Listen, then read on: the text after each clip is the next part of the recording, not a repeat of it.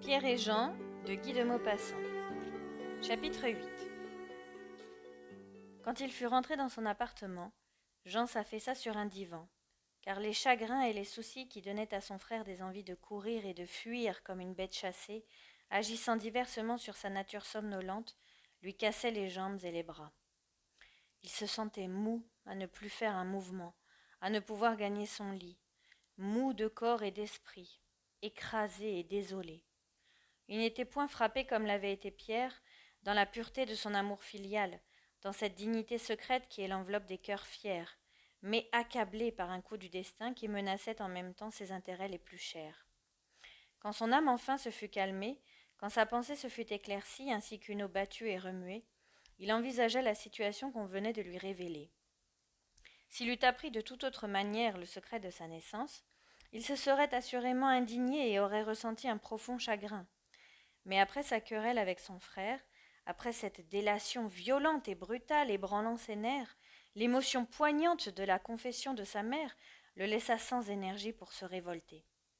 Le choc reçu par sa sensibilité avait été assez fort pour emporter dans un irrésistible attendrissement tous les préjugés et toutes les saintes susceptibilités de la morale naturelle. D'ailleurs, il n'était pas un homme de résistance. Il n'aimait lutter contre personne et encore moins contre lui-même. Il se résigna donc, et par un penchant instinctif, par un amour inné du repos, de la vie douce et tranquille, il s'inquiéta aussitôt des perturbations qui allaient surgir autour de lui et l'atteindre du même coup. Il les pressentait inévitables, et, pour les écarter, il se décida à des efforts surhumains d'énergie et d'activité. Il fallait que tout de suite, dès le lendemain, la difficulté fût tranchée, car il avait aussi par instant ce besoin impérieux des solutions immédiates qui constituent toute la force des faibles, incapables de vouloir longtemps. Son esprit d'avocat, habitué d'ailleurs à démêler et à étudier les situations compliquées, les questions d'ordre intime dans les familles troublées, découvrit immédiatement toutes les conséquences prochaines de l'état d'âme de son frère. Malgré lui, il en envisageait les suites à un point de vue presque professionnel, comme s'il eût réglé les relations futures de clients après une catastrophe d'ordre moral. Certes, un contact continuel avec Pierre lui devenait impossible. Il l'éviterait facilement en restant chez lui, mais il était encore inadmissible que leur mère continuât à demeurer sous le même toit que son fils aîné. Et longtemps il médita, immobile sur les coussins, imaginant et rejetant des combinaisons sans trouver rien qui pût le satisfaire. Mais une idée soudain l'assaillit. Cette fortune qu'il avait reçue, un honnête homme la garderait-il ? Il se répondit « non » d'abord, et se décida à la donner aux pauvres. C'était dur, tant pis. Il vendrait son mobilier et travaillerait comme un autre, comme travaillent tous ceux qui débutent. Cette résolution virile et douloureuse fouettant son courage, il se leva et vint poser son front contre les vitres. Il avait été pauvre, il redeviendrait pauvre. Il n'en mourrait pas, après tout. Ses yeux regardaient le bec de gaz qui brûlait en face de lui de l'autre côté de la rue. Or, comme une femme attardée passait sur le trottoir, il songea brusquement à madame Rosémilly, et il reçut au cœur la secousse des émotions profondes nées en nous d'une pensée cruelle. Toutes les conséquences désespérantes de sa décision lui apparurent en même temps. Il devrait renoncer à épouser cette femme, renoncer au bonheur, renoncer à tout. Pouvait-il agir ainsi maintenant qu'il s'était engagé vis-à-vis d'elle ? Elle l'avait accepté, le sachant riche. Pauvre, elle l'accepterait encore, mais avait-il le droit de lui demander, de lui imposer ce sacrifice ? Ne valait-il pas mieux garder cet argent comme un dépôt qu'il restituerait plus tard aux indigents ? Et dans son âme où l'égoïsme prenait des masques honnêtes, tous les intérêts déguisés luttaient et se combattaient. Les scrupules premiers cédaient la place au raisonnement ingénieux, puis reparaissaient, puis s'effaçaient de nouveau. Il revint s'asseoir, cherchant un motif décisif, un prétexte tout-puissant pour fixer ses hésitations et convaincre sa droiture native. 20 fois déjà il s'était posé cette question. Puisque je suis le fils de cet homme, que je le sais et que je l'accepte, n'est-il pas naturel que j'accepte aussi son héritage ? Mais cet argument ne pouvait empêcher le non murmuré par la conscience intime. Soudain, il songea. Puisque je ne suis pas le fils de celui que j'avais cru être mon père, je ne puis plus rien accepter de lui, ni de son vivant, ni après sa mort. Ce ne serait ni digne, ni équitable. Ce serait voler mon frère. Cette nouvelle manière de voir l'ayant soulagé, ayant apaisé sa conscience, il retourna vers la fenêtre. Oui, se disait-il, il faut que je renonce à l'héritage de ma famille, que je le laisse à Pierre tout entier, puisque je ne suis pas l'enfant de son père. Cela est juste. Alors n'est-il pas juste aussi que je garde l'argent de mon père à moi ? Ayant reconnu qu'il ne pouvait profiter de la fortune de Roland, s'étant décidé à l'abandonner intégralement, il consentit donc et se résigna à garder celle de Maréchal, car, en repoussant l'une et l'autre, il se trouverait réduit à la pure mendicité. Cette affaire délicate une fois réglée, il revint à la question de la présence de Pierre dans la famille. Comment l'écarter ? Il désespérait de découvrir une solution pratique, quand le sifflet d'un vapeur entrant au port sembla lui jeter une réponse en lui suggérant une idée. Alors il s'étendit tout habillé sur son lit et rêvassa jusqu'au jour. Vers 9 heures, il sortit pour s'assurer si l'exécution de son projet était possible. Puis, après quelques démarches et quelques visites, il se rendit à la maison de ses parents. Sa mère l'attendait enfermée dans sa chambre. « Si tu n'étais pas venu, dit-elle, je n'aurais jamais osé descendre. » On entendit aussitôt Roland qui criait dans l'escalier. « On ne mange donc point aujourd'hui, nom d'un chien !» On ne répondit pas, et il hurla. « Joséphine ! Nom de Dieu, qu'est-ce que vous faites ?» La voix de la bonne sortit des profondeurs du sous-sol. « V'là, monsieur, qu'est-ce qu'il faut ? Où est madame ? Madame est en haut avec monsieur Jean. » Alors il vociféra en levant la tête vers l'étage supérieur. « Louise !» Madame Roland entr'ouvrit la porte et répondit. « Quoi, mon ami ? On ne mange donc pas, nom d'un chien !»« Voilà, mon ami, nous venons. » Et elle descendit, suivie de Jean. Roland s'écria en apercevant le jeune homme. « Tiens, te voilà, toi, tu t'embêtes déjà dans ton logis ?»« Non, père, mais j'avais à causer avec maman ce matin. » Jean s'avança, la main ouverte, et quand il sentit se refermer sur ses doigts l'étreinte paternelle du vieillard, une émotion bizarre et imprévue le crispa, l'émotion des séparations et des adieux sans espoir de retour. Madame Roland demanda. « Pierre n'est pas arrivé ?» Son mari haussa les épaules. « Non, mais tant pis, il est toujours en retard. Commençons sans lui. » Elle se tourna vers Jean. « Tu devrais aller le chercher, mon enfant. Ça le blesse quand on ne l'attend pas. »« Oui, maman, j'y vais. » Et le jeune homme sortit. Il monta l'escalier avec la résolution fiévreuse d'un craintif qui va se battre. Quand il eut heurté la porte, Pierre répondit. « Entrez. » Il entra. L'autre écrivait, penché sur sa table.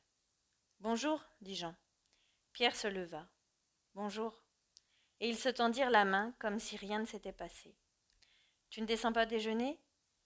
Mais c'est que j'ai beaucoup à travailler. » La voix de l'aîné tremblait et son œil anxieux demandait au cadet ce qu'il allait faire. « On t'attend. »« Ah, est-ce que notre mère est en bas ? » ?»« Oui, c'est même elle qui m'a envoyé te chercher. »« Ah, alors je descends. » Devant la porte de la salle, il hésita à se montrer le premier. Puis il l'ouvrit d'un geste saccadé et il aperçut son père et sa mère assis à table, face à face. Il s'approcha d'elle, d'abord sans lever les yeux, sans prononcer un mot, et s'étant penché, il lui tendit son front à baiser, comme il faisait depuis quelque temps, au lieu de l'embrasser sur les joues comme jadis. Il devina qu'elle approchait sa bouche, mais il ne sentit point les lèvres sur sa peau. Et il se redressa, le cœur battant, après ce simulacre de caresse. Il se demandait « Que se sont-ils dit après mon départ ?» Jean répétait avec tendresse « Mère et chère maman », prenait soin d'elle, la servait et lui versait à boire. Pierre alors comprit qu'ils avaient pleuré ensemble, mais il ne put pénétrer leurs pensées. Jean croyait-il sa mère coupable ou son frère un misérable ? Et tous les reproches qu'il s'était faits d'avoir dit l'horrible chose l'assaillirent de nouveau, lui serrant la gorge et lui fermant la bouche, l'empêchant de manger et de parler. Il était envahi maintenant par un besoin de fuir intolérable, de quitter cette maison qui n'était plus sienne, ces gens qui ne tenaient plus à lui que par d'imperceptibles liens. Et il aurait voulu partir sur l'heure, n'importe où, sentant que c'était fini, qu'il ne pouvait plus rester près d'eux, qu'il les torturerait toujours malgré lui, rien que par sa présence, et qui lui ferait souffrir sans cesse un insoutenable supplice. Jean parlait, causait avec Roland. Pierre, n'écoutant pas, n'entendait point. Il crut sentir cependant une intention dans la voix de son frère, et prit garde au sens des paroles. Jean disait: ce sera, paraît-il, le plus beau bâtiment de leur flotte. On parle de 6500 tonneaux. Il fera son premier voyage le mois prochain. Roland s'étonnait. Déjà? Je croyais qu'il ne serait pas en état de prendre la mer cet été. Pardon, on a poussé les travaux avec ardeur pour que la première traversée ait lieu avant l'automne. J'ai passé ce matin au bureau de la compagnie et j'ai causé avec un de leurs administrateurs. Ah ah, lequel? Monsieur Marchand, l'ami particulier du président du conseil d'administration. Tiens, tu le connais? Oui, et puis j'avais un petit service à lui demander. Ah, alors tu me feras visiter en grand détail la Lorraine dès qu'elle entrera dans le port, n'est-ce pas? Certainement, c'est très facile. Jean paraissait hésiter, cherchait ses phrases pour suivre une introuvable transition. Il reprit. En somme, c'est une vie très acceptable qu'on mène sur ces grands transatlantiques. On passe plus de la moitié des mois à terre entre deux villes superbes, New York et Le Havre, et le reste en mer avec des gens charmants. On peut même faire là des connaissances très agréables et très utiles pour plus tard. Oui, très utiles parmi les passagers. Songe que le capitaine, avec les économies sur le charbon, peut arriver à 25 000 francs par an, sinon plus. Roland fit un bigre, suivi d'un sifflement qui témoignait d'un profond respect pour la somme et pour le capitaine. Jean reprit. Le commissaire de bord peut atteindre 10 000, et le médecin a 5 000 de traitement fixe, avec logement, nourriture, éclairage, chauffage, service, etc., etc., ce qui équivaut à 10 000 au moins. C'est très beau. Pierre, qui avait levé les yeux, rencontra ceux de son frère et le comprit. Alors, après une hésitation, il demanda: est-ce très difficile à obtenir les places de médecin sur un transatlantique? Oui et non, tout dépend des circonstances et des protections. Il y eut un long silence, puis le docteur reprit. C'est le mois prochain que parla Lorraine? Oui, le 7. Et ils se turent. Pierre songeait. Certes, ce serait une solution, s'il pouvait s'embarquer comme médecin sur ce paquebot. Plus tard, on verrait. Il le quitterait peut-être. En attendant, il y gagnerait sa vie, sans demander rien à sa famille.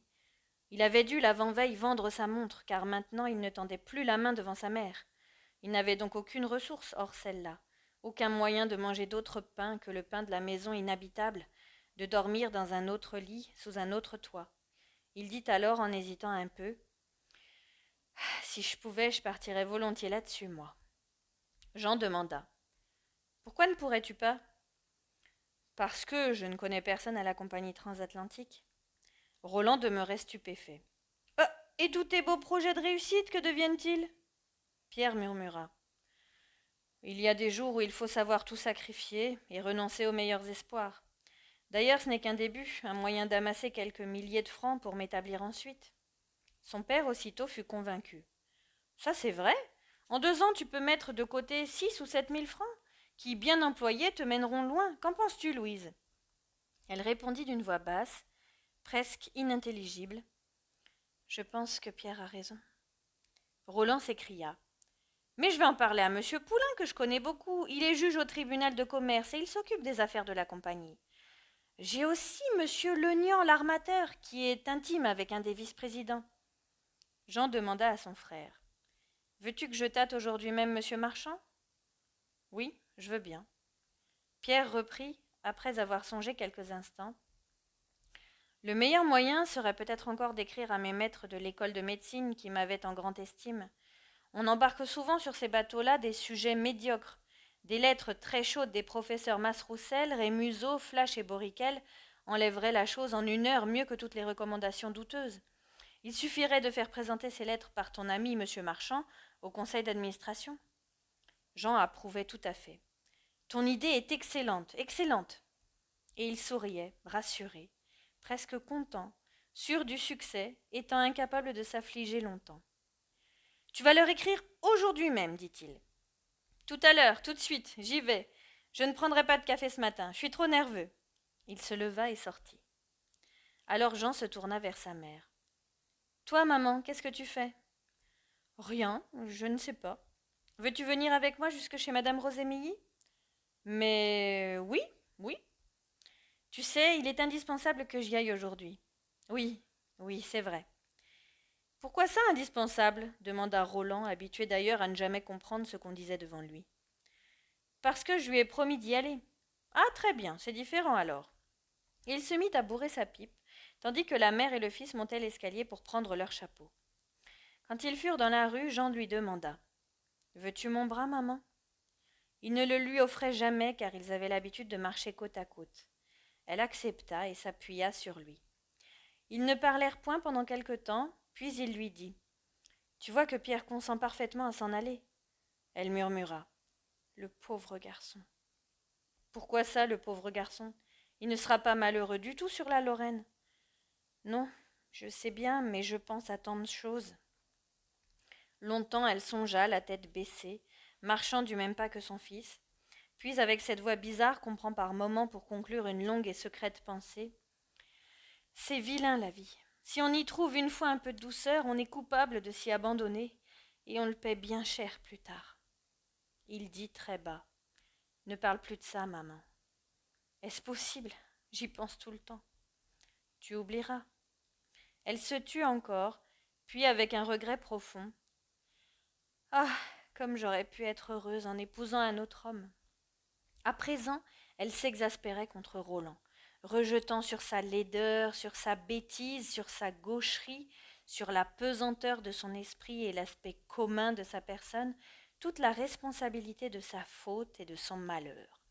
C'était à cela, à la vulgarité de cet homme, qu'elle devait de l'avoir trompé, d'avoir désespéré un de ses fils, et fait à l'autre la plus douloureuse confession dont pût saigner le cœur d'une mère. Elle murmura: C'est si affreux pour une jeune fille d'épouser un mari comme le mien. Jean ne répondait pas. Il pensait à celui dont il avait cru être jusqu'ici le fils, et peut-être la notion confuse qu'il portait depuis longtemps de la médiocrité paternelle, l'ironie constante de son frère, l'indifférence dédaigneuse des autres et jusqu'au mépris de la bonne pour Roland, avait-il préparé son âme à l'aveu terrible de sa mère. Il lui en coûtait moins d'être le fils d'un autre. Et après la plus grande secousse d'émotion de la veille, s'il n'avait pas eu le contre-coup de révolte, d'indignation et de colère redouté par madame Roland, c'est que depuis bien longtemps, il souffrait inconsciemment de se sentir l'enfant de ce lourdeau bonasse. Ils étaient arrivés devant la maison de madame Rosémilly. Elle habitait sur la route de Sainte-Adresse, le deuxième étage d'une grande construction qui lui appartenait. De ses fenêtres, on découvrait toute la rade du Havre. En apercevant madame Roland qui entrait la première, au lieu de lui tendre les bras comme toujours, elle ouvrit les bras et l'embrassa, car elle devinait l'intention de sa démarche. Le mobilier du salon en velours frappé était toujours recouvert de housses.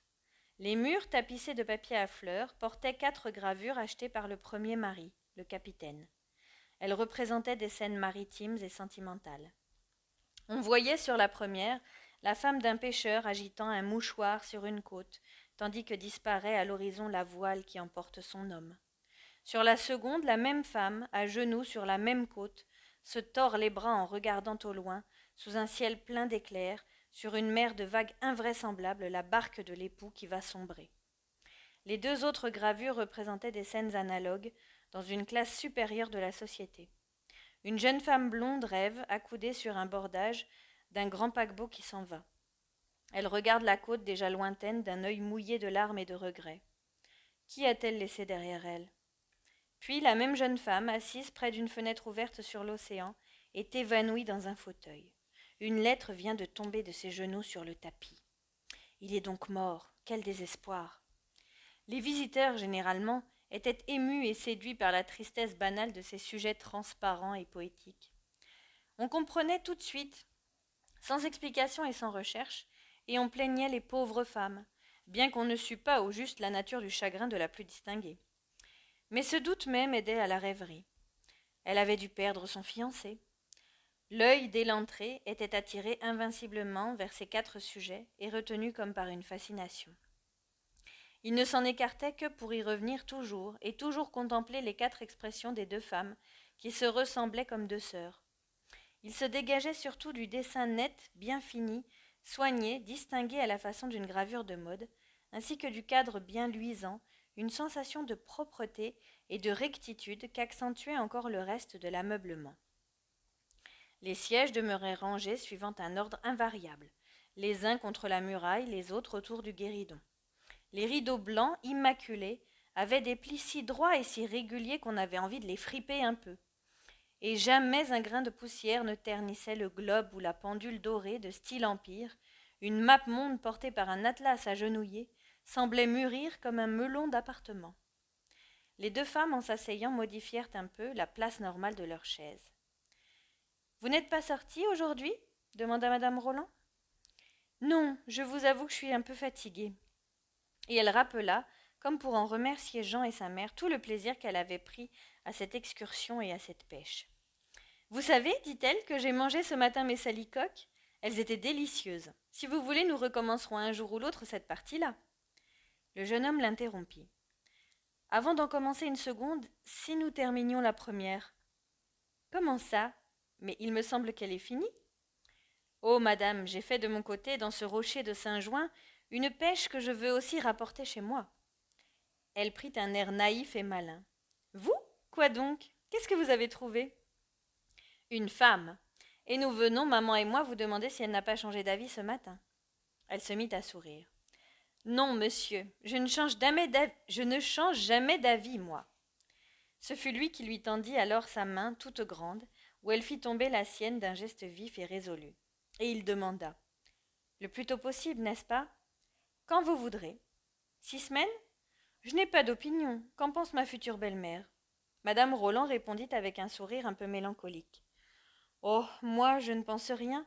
Je vous remercie seulement d'avoir bien voulu Jean, car vous le rendrez très heureux.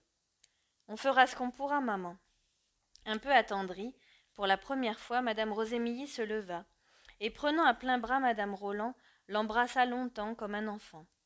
Et sous cette caresse nouvelle, une émotion puissante gonfla le cœur malade de la pauvre femme. Elle n'aurait pu dire ce qu'elle éprouvait. C'était triste et doux en même temps. Elle avait perdu un fils, un grand-fils, et on lui rendait à la place une fille, une grande fille. Quand elles se retrouvèrent face à face sur leur siège, elles se prirent les mains et restèrent ainsi, se regardant et se souriant, tandis que Jean semblait presque oublier d'elle. Puis elles parlèrent d'un tas de choses auxquelles il fallait songer pour ce prochain mariage, et quand tout fut décidé, réglé, madame Rosémilly parut soudain se souvenir d'un détail et demanda « Vous avez consulté monsieur Roland, n'est-ce pas ?» La même rougeur couvrit soudain les joues de la mère et du fils. Ce fut la mère qui répondit « Oh non, c'est inutile. » Puis elle hésita, sentant qu'une explication était nécessaire, et elle reprit. « Nous faisons tout sans rien lui dire. Il suffit de lui annoncer ce que nous avons décidé. » Madame Rosémilly, nullement surprise, souriait, jugeant cela bien naturel, car le bonhomme comptait si peu. Quand madame Roland se retrouva dans la rue avec son fils, « Si nous allions chez toi, dit-elle, je voudrais bien me reposer. » Elle se sentait sans abri, sans refuge, ayant l'épouvante de sa maison. Ils entrèrent chez Jean. Dès qu'elle sentit la porte fermée derrière elle, elle poussa un gros soupir comme si cette serrure l'avait mise en sûreté. Puis, au lieu de se reposer comme elle l'avait dit, elle commença à ouvrir les armoires, à vérifier les piles de linge, le nombre des mouchoirs et des chaussettes. Elle changeait l'ordre établi pour chercher des arrangements plus harmonieux, qui plaisaient davantage à son œil de ménagère. Et quand elle eut disposé les choses à son gré, aligné les serviettes, les caleçons et les chemises sur leur tablette spéciale, divisé tout le linge en 3 classes principales, linge de corps, linge de maison et linge de table, elle se recula pour contempler son œuvre et elle dit « Jean, viens donc voir comme c'est joli !» Il se leva et admira pour lui faire plaisir. Soudain, comme il s'était rassis, elle s'approcha de son fauteuil à pas légers, par derrière, et lui enlaçant le cou de son bras droit, elle l'embrassa en posant sur la cheminée un petit objet enveloppé dans un papier blanc qu'elle tenait de l'autre main. Il demanda « Qu'est-ce que c'est ?» Comme elle ne répondait pas, il comprit en reconnaissant la forme du cadre. « Donne !» fit-il. Mais elle feignit de ne pas entendre et retourna vers ses armoires. Il se leva, prit vivement cette relique douloureuse et, traversant l'appartement, alla l'enfermer à double tour dans le tiroir de son bureau. Alors elle essuya du bout de ses doigts une larme au bord de ses yeux, Puis elle dit d'une voix un peu chevrotante. Maintenant, je vais voir si ta nouvelle bonne tient bien ta cuisine. Comme elle est sortie en ce moment, je pourrais tout inspecter pour me rendre compte. Fin du chapitre 8.